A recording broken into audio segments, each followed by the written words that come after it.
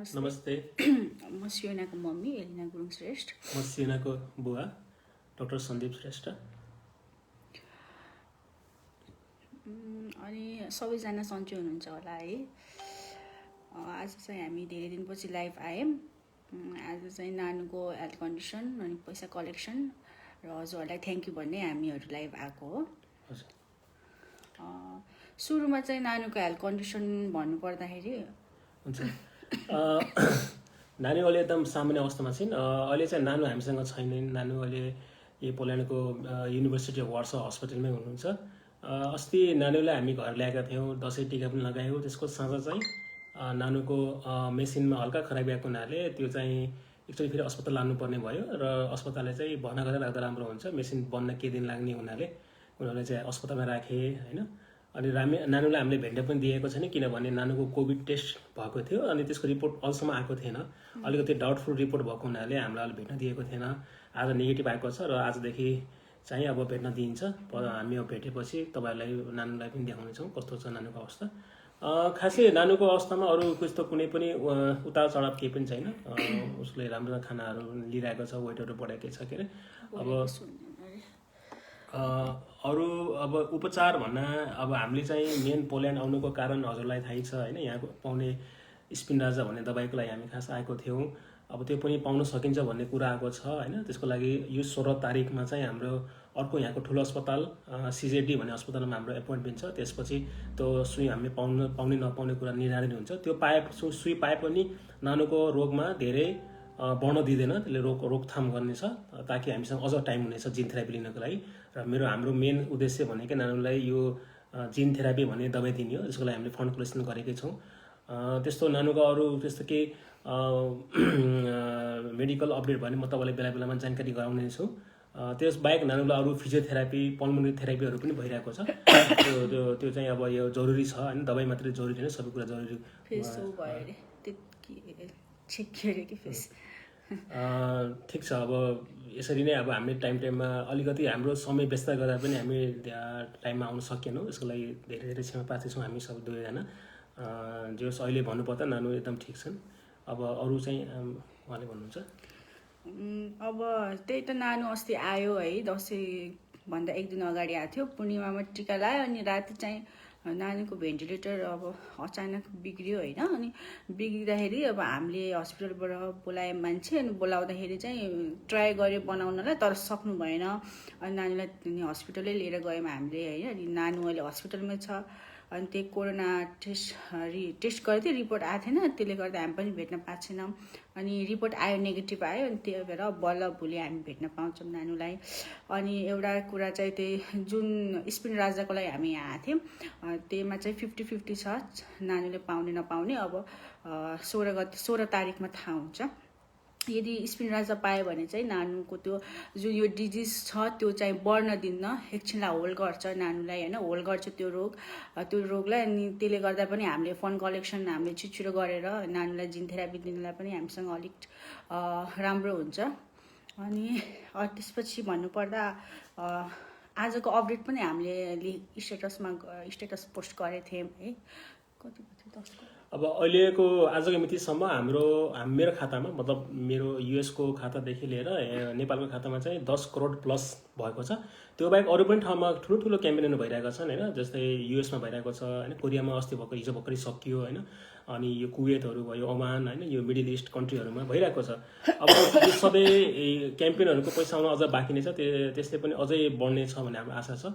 यसै गरी नै हजुरहरूले सबैले हाम्रो यो अभियानमा साथ दिँदै गर्नु होला भन्ने हामीले अहिलेदेखि नै रिक्वेस्ट गर्छौँ है। र बेला बेलामा मैले हरेक 3-4 दिनमा चाहिँ मैले आफ्नो यो कलेक्सन अपडेटहरू गराइराख्नु छु तपाईँहरूलाई होइन। यसरी नै हामीले साथ दिँदै गर्नु होला। सुरुमा अब हामीले त मेदेखि स्टार्ट गरेको नि त यो डोनेसन त। अनि त्यतिखेर त जम्मा 2.5 करोड मात्रै उठेको थियो। अनि अहिले चाहिँ पिकअप लिन लगाएको बल्ल 1 महिना भयो है। धेरैले हेल्प गर्नुभयो, नानीको कुराहरू पनि धेरै मासम्म पुगेछ अहिले। त्यसले गर्दा अहिले राम्रो डोनेसन उठेछ। र त्यो हात जोडेर सबैलाई म भन्न चाहन्छु, यो जसरी अहिले स्पिडमा गइरहेको छ, जसरी राम्ररी गइरहेको छ डोनेसन, त्यसरी नै सबैले साथ दिनु होला है। र हामी छिटोभन्दा छिटो हामी आफ्नो टार्गेटमा सक्सेस पनि हुन्छौँ, हामी आफ्नो टार्गेट एचिभ गर्न सक्छौँ।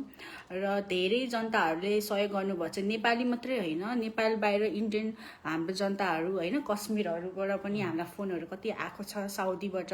अनि टिकटकमा पनि कति धेरैजनाले जनताहरूले नानीको पोस्ट गरिदिनु भएको छ। टिकटक खोल्ने बित्तिकै नानीको मात्रै पोस्ट देख्छु, कति खुसी लाग्छ मलाई होइन।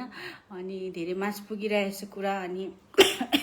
अनि अरूभन्दा पनि इन्डियन जनताहरूले पनि फोन गरेर आपकी बेटी कैसी है यस्तो भनेर होइन, अनि हामी डोनेसन गर्न चाहन्छौँ भनेर उहाँहरूले पनि कति उ गरिराख्नु भएको छ। र अहिले धेरै धेरै जनताहरूले पनि सहयोग गर्नुभएको छ। अनि हाम्रो सोनिकाजीले पनि होइन अब आफ्नो आफ्नो दोकानहरूमा गएर पैसा कलेक्सन गरेर युट्युबमा राख्नुभएको छ। अनि त्यस्तै गरेर सोनिता थापा मगर उहाँले पनि युट्युबमा होइन अब लाइभ गेमिङहरू गराएर आफ्नो इन्डियन साथीहरूसँग मिलेर होइन लाइभ गेमिङ गराएर डोनेसन उठाइराख्नु भएको छ। र अहिले सेलिब्रिटीहरू पनि अगाडि आइराख्नु भएको छ होइन। अनि आजको एउटा पोस्टमा हामीले देख्यौँ आकाश श्रेष्ठजीले पनि होइन, हाम्रो एक्टर आकाश श्रेष्ठजीले पनि आफ्नो बर्थडेमा नानीलाई 1,17,000 दिएको भनेर पनि हामीले सुन्न आएको छ। र धेरै अझ अनि एउटा नेपाली सिङ्गर हुनुहुन्छ नितेश जङ्कुवर भन्ने, उहाँले पनि आज 25,000 हालिदिनु भएको छ नानीको लागि। अनि त्यस्तै गरेर धेरै हेल्पहरू चाहिँ आइरहेको छ अहिले।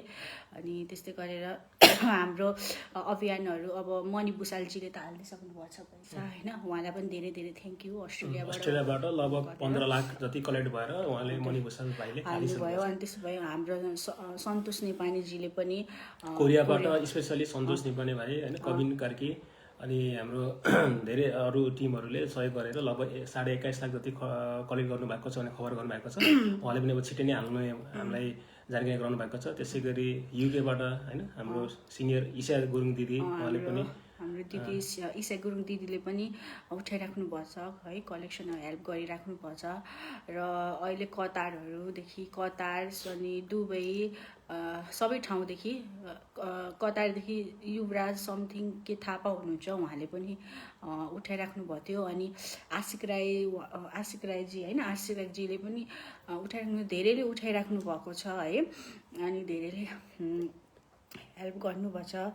त्यस्तै गरेर अघि दिनमाहरूमा पनि त्यसरी नै हेल्प आउँछ भन्ने हामी आशा गर्छौँ। र धेरै ठाउँमा कसैको नाम छुटेछ भने नराम्रो नमान्नु होला है। सबैले आफ्नो आफ्नो ठाउँमा उठाइराख्नु भएको छ है, त्यसको लागि धेरै धेरै थ्याङ्क यू। र कति धेरै के अरे कुन ठाउँदेखि कतार अनि साउदीबाट धेरै हाम्रो फिमेलहरूले होइन, हाम्रो दिदीहरूले फोनहरू गरेर कति हेल्प गर्नुभएको छ। उहाँहरूलाई धेरै धेरै थ्याङ्क यू है। अनि बिचरा आफू घरबाट निस्किन नपाए पनि हामी आफ्नो मालिकलाई हाल्न पठाउँछौँ भनेर त्यसरी पनि उहाँहरूले कति हेल्प गर्नुभएको छ है। सियोनालाई सबैले आफ्नो छोरी जस्तै मान्नुभएको छ है, त्यसको लागि धेरै धेरै धन्यवाद।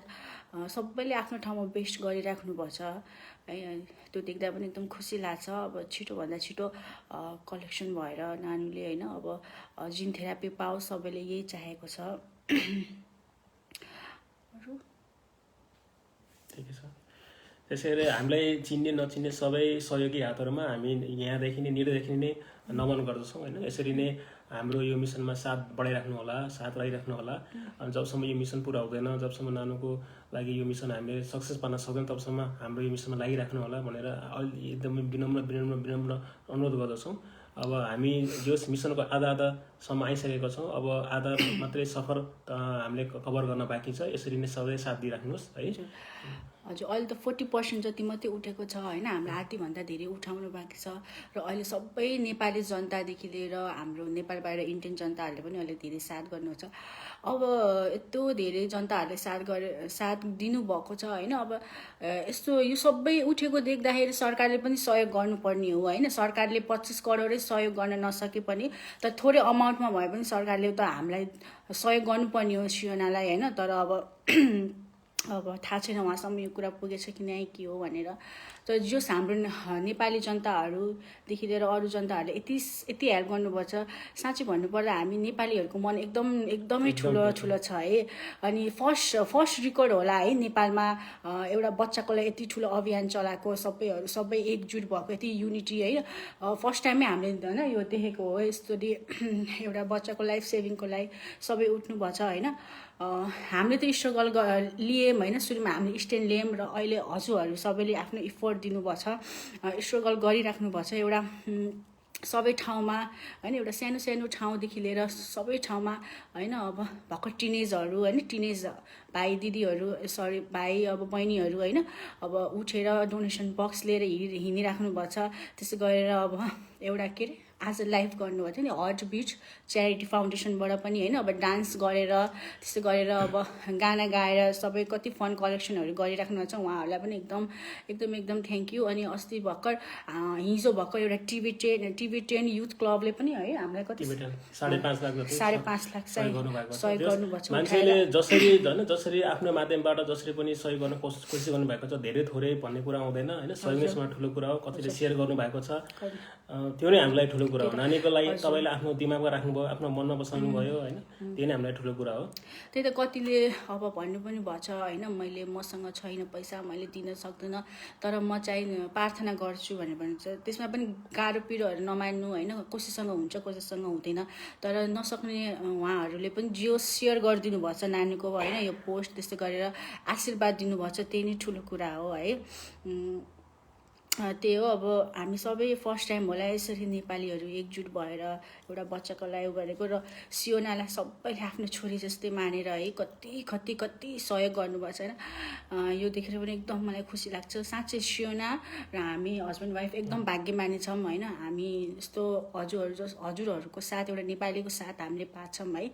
र हाम्रो नानु पनि एकदम लकी छ, धेरैको माया सपोर्ट आशीर्वाद पाछ नानुले पनि।